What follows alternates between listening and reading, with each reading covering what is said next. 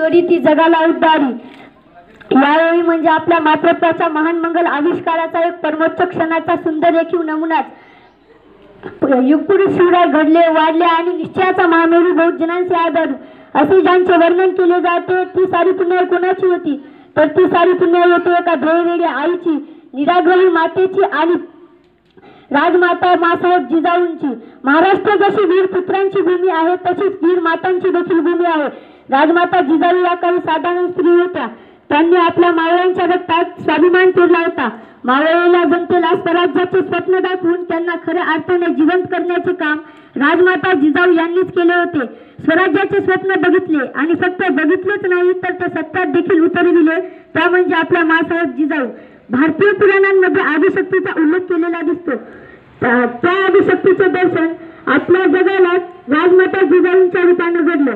राजमाता जिजाऊंच्या विषयी बोलताना आपल्याला कुठल्याही संदर्भाची गरज पडत नाही। मुजरा माझ्या माता जिजाऊंना घडविले ज्यांनी शूर शिवबांना, मुजरा माझ्या माता जिजाऊंना घडविले ज्यांनी शूर शिवबांना, साक्षात येतात आई भवानी ज्यांच्या पोटी जन्म घेतला शिवबांनी।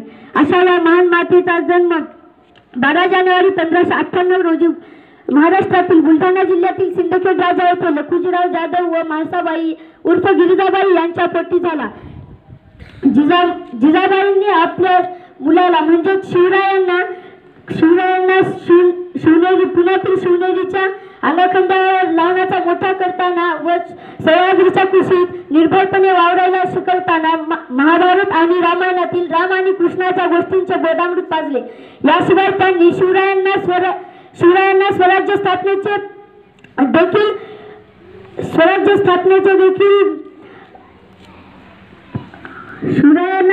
स्थापनेचे देखील बोधामृत पाजले होते।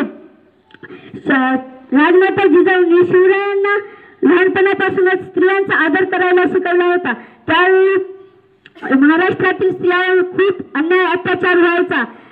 त्या अन्यायावर आणि स्त्रियांचा रक्षण करता म्हणून उभा राहण्यासाठी जिजाऊंनी आपल्या मुलाला उभं केलं होतं। जिजाऊ मातेवाणी या जगात माता नाही, छत्रपती दिले ग माते उपकार फिटणार नाही। जिजाऊ मातेवाणी या जगात माता नाही, छत्रपती दिले ग माते उपकार फिटणार नाही। एवढं बोलून मी माझे 2 शब्द संपवतो। जय जिजाऊ जय